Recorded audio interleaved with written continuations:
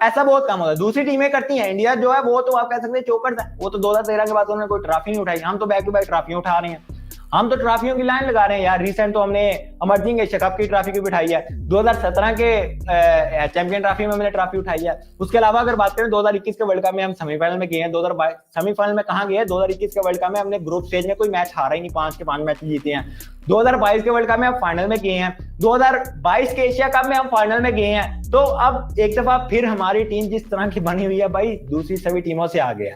इसको आप हल्का नहीं ले सकते, इसको आप इजी नहीं कह सकते। इसकी बैटिंग कोलैप्स करती है तो बॉलिंग क्लिक करती है, दूसरी टीमों की बैटिंग कोलैप्स होती है तो बॉलिंग भी कोलैप्स होती है। वो उनके माइंड में बैठ जाता है कि भाई हमने 150 रन बनाए, हमने 200 बनाया ना, हमारी बॉलिंग नहीं कुछ कर पाएगी। लेकिन हमारे माइंड में ये डर नहीं होता। आज मैंने पहली वीडियो का अख्ताम जब किया था, मैंने एक बात की थी, मैंने कहा था पाकिस्तान के पास one of the best bowling attack है। मेरी वीडियो उठाकर देख लें पिछली, पाकिस्तान के पास one of the best bowling attack है। आज वो कुछ करेंगे, आज इम्तिहान है उनका, और वो पास हुए हैं। शाहीन, हारिस, नसीम, उन्होंने अपने आप को करके दिखाया, उन्होंने साबित किया यार। 2.20 का इकानवी दिया शाहीन ने ओडीआई में, 2.20, मतलब कि हर 6 बालों पर 2.20 रन बन रहे हैं, हर 6 बालों पर। कमाल की बॉलिंग है। उसके बाद 2.40 जो है नसीम का, 2.80 है हारिस रऊफ का। तो भाई 3 से ऊपर, मतलब 6 बॉलिंग करवा रहे हैं, 3 रन भी नहीं बनने दे रहे, 2 रन बन रहे हैं, 6 बॉलों पर 2 रन बन रहे हैं, 6 बॉलों पर 2 रन बन रहे हैं। इस तरह से इससे बेस्ट फास्ट बॉलिंग अटैक हो कहां सकता है?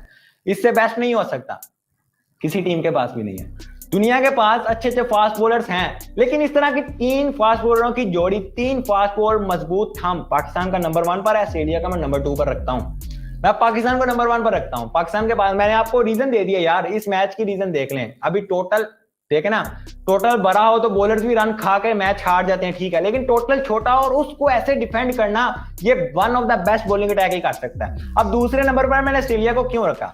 ऑस्ट्रेलिया, उसकी भी एक रीजन है, उनके पास भी उस तरह का फास्ट बॉलिंग अटैक है जिस तरह का पाकिस्तान के पास है। सेम लाइक दैट पाकिस्तान के पास भी उस तरह का है। उनमें अगर बात करें, पैट कमिंस है, उसके बाद मिचेल स्टार्क है, और उसके बाद तीसरा जोश हाजलीवुड को मैं नंबर 1 उधर रेट करूंगा। इधर तो शाहीन है, उसके बाद नसीम और हारिस में कम कंपैरिजन नहीं कर सकते, लेकिन इधर 3 है।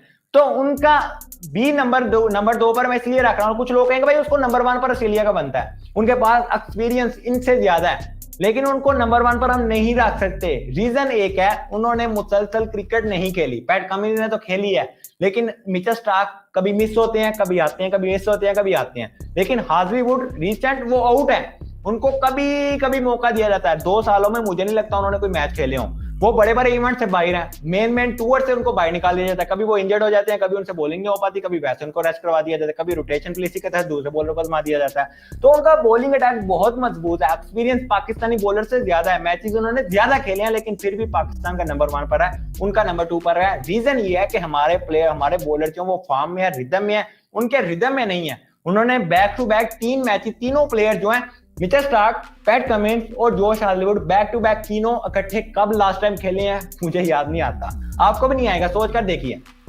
चाहे वो ओडीआई है या T20 या टेस्ट है, तीनों फॉर्मेट्स को उठाकर देख लें, खेलते तो तीनों है ना, तीनों बॉलर तीनों फॉर्मेट्स खेलते हैं। तो आप याद नहीं करेंगे भाई लास्ट टाइम इकट्ठे इन्होंने कब खेला था, नहीं याद आएगा यार, नहीं याद आएगा, क्योंकि वो बहुत पहले की बात है जब ये तीनों लास्ट टाइम इकट्ठे खेले थे। इवन के उस वर्ल्ड कप में भी इकट्ठे नहीं तीनों खेले थे। वर्ल्ड कप में आई थिंक जोश हाजलीवुड नहीं खेल रहे थे, या मिचेल स्टार्क इंजर्ड हो गए थे, कोई एक इनमें से इंजर्ड हो गया था। हमारे तो भाई मुसलसल हम सोच कर देखें कौन सा ऐसा मैच है जो शाहीन, हारिस, नसीम इन तीनों के अलावा हमने खेला हो, तीनों के गैर मौजूदगी में खेला हो, तीनों मस्त खेल रहे होते हैं। हमारा मेन थंब भी ये तीनों का, तो इसलिए मैं इनको नंबर 1 पर रख रहा हूं। दूसरे पर ऑस्ट्रेलिया, बाकी तीसरे, चौथे नंबर, 5वें नंबर पर आप बाकी टीमों को रख सकते हैं। आप इंडिया को भी लेकर आ सकते हैं, लेकिन मैं इस लिस्ट में इंडिया को दूर दूर तक शामिल नहीं करता भाई।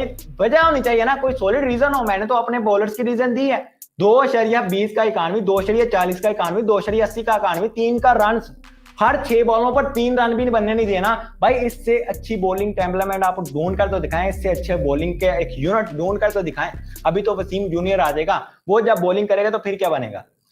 तो बात करने का मकसद यह है कि इंडिया को मैं इसलिए नहीं रख रहा है, इंडिया को भी देखें, मानते हैं उनके पास मोहम्मद सिराज है जो कि आईसीसी की ओडी रैंकिंग में नंबर 1 पर है, लेकिन हम ये नहीं कह सकते सिराज शामी साहब इंजर्ड होकर आ रहे हैं, पिछले सीरीज में नहीं थे, उससे पिछली सीरीज में नहीं थे, 2-3 सीरीज मिस आउट किए उन्होंने, लेकिन वो आ रहे हैं। और बुमराह ठीक है वापसी हुई है, लेकिन हम ये नहीं कह सकते बुमराह मुकम्मल टोटली तौर पर फिट है, क्योंकि इस तरह की कंडीशन में ओडी खेलना और टी20 खेलने में जमीन आसमान का फर्क होता है। 2 साल के बाद आप आ रहे हैं और 2 साल के बाद आप आने के बाद टी20 मैच में एक दो टी20 मैचों में आउटस्टैंडिंग परफॉर्मेंस दिखा दें, मान लें, उसके बाद ओडीआई में 4 ओवर्स, टी20 में 4 ओवर्स और ओडीआई में 10 ओवर्स में जमीन आसमान का फर्क होता है। ओडीआई में 10 ओवर्स करने के बाद उसके बाद 50 ओवर्स फील्डिंग भी करनी पड़ती है।